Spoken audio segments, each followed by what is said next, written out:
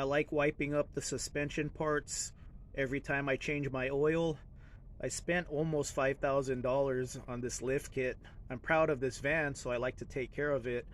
That's when I discovered one of my shocks wasn't even attached. I make a lot of videos about lifted vans. I talk about lifted vans all the time. So a lot of my subscribers are always asking me about Weldtech versus Action Van. And a lot of you want to go with the Action Van because you're blue collar like me, manual labor life. So every penny matters, every penny counts, every penny is hard earned. So Action Van is 2,000 less pennies than Weldtech. That's a lot of pennies. So here's my advice. Here's the tip of the day. Don't upgrade to the Fox shocks. If you get the Action Van lift, stick to the Bilstein 5100s. So the passenger side shock wasn't even attached. I have no idea how long I was driving like that. I discovered it changing my oil. So I think it's the coils that make these ride so well. So I've had both the Action Van lift and the Weldtech lift, and both lifts improve the ride. Weldtech doesn't feel like 2,000 pennies better of a ride than the Action Van, so that's the advice I give. If you're really on a budget and $2,000 determines if you get a lift kit or not, go with the Action Van. So stick with the 5100s.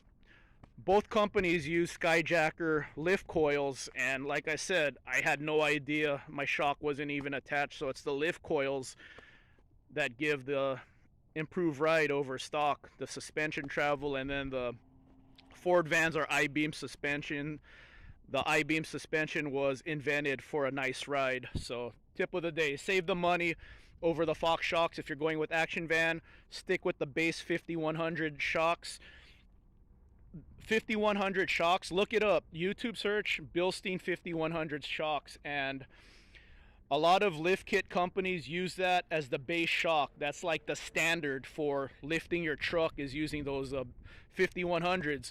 They're very popular in the Tacoma community, so that should tell you something. If the Tacoma crowd is using 5100s, you know, the application works with many different vehicles. So yeah, shock wasn't even attached. I had no idea. That's how nice this thing rode on these taller lift coils.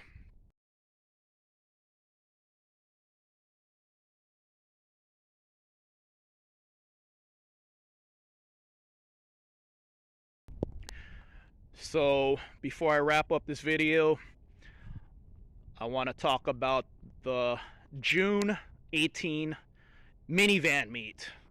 Not minivans, but if you have a minivan, you're free to bring your minivan. I would like to see it. But June 18, we're meeting up in Gorman. I got Campos Vasquez, Sebastian's Life 91, and potentially Jose PhD 27. You see Jose PhD 27 all the time in the comments, so that would be cool if there's three of us.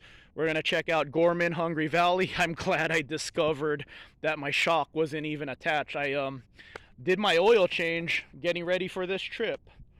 So yeah, I'm glad I saw that. I don't want to go off-roading on a shock not even attached. I'm pretty sure with all that articulation, I would have bent that shock sideways. So glad I changed my oil. Things happen for a reason, right? That was like divine intervention. So here's the address. This is where we're gonna meet. Flying J, Fraser Mountain Road.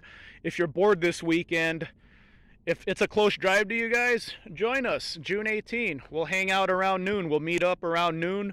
Fraser Mountain Road, Pilot, Flying J, and we'll head out. Check out Hungry Valley. I know how to. I'm familiar with the trails now. If you guys want to do some off-roading, and if you don't want to do off-roading, we'll check out the park. We'll avoid the trails, but it's a cool park. So yeah, June 18. It's around the corner. I know it's short notice, but like I said, if you guys are bored on the weekend and you could happen to hang out with us, I would like to see you guys there. All right, guys, have a good one.